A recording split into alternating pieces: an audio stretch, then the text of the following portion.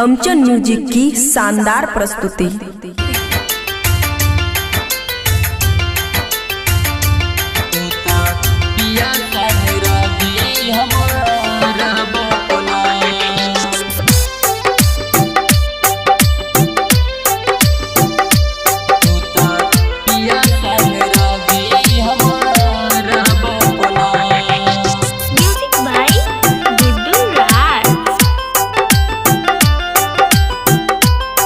खुशी recording studio बलुआहा। गे सोना इतना बताना, गे सोना इतना बताना कि निमहबो को ना तूता पिया संग रवि हम रहबो को ना तूता पिया संग रवि हम रहबो को ना।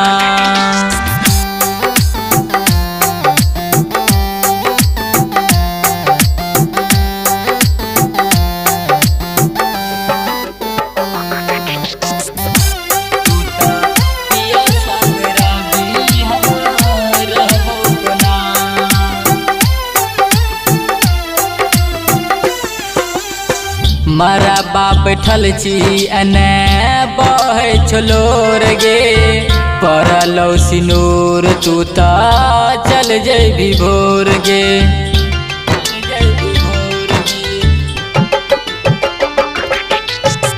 मारा बाप ठल छी एने बहे छोलोर गे परलो सिनूर तू ता चल जैबी भोर गे। सोना इतना बताना कि निमहबो को ना तूता पिया संग रवि हम रहबो को ना तूता पिया संग रवि हम रहबो को ना।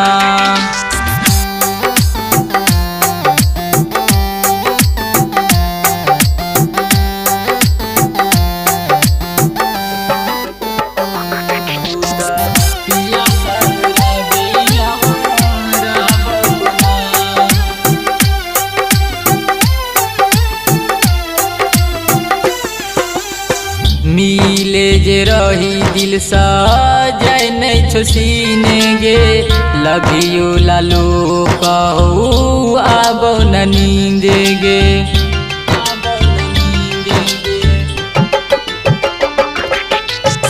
मिले जे रही दिल सा जाय नहीं छो सीने गे लव यू लालू कहो आबो न नींद गे। सोना अतने बताना दर्द कहबो को ना तूता पिया संग रवि हम रहबो को ना तूता पिया संग रवि हम रहबो को ना। मैथिली एक्सप्रेस की शानदार प्रस्तुति।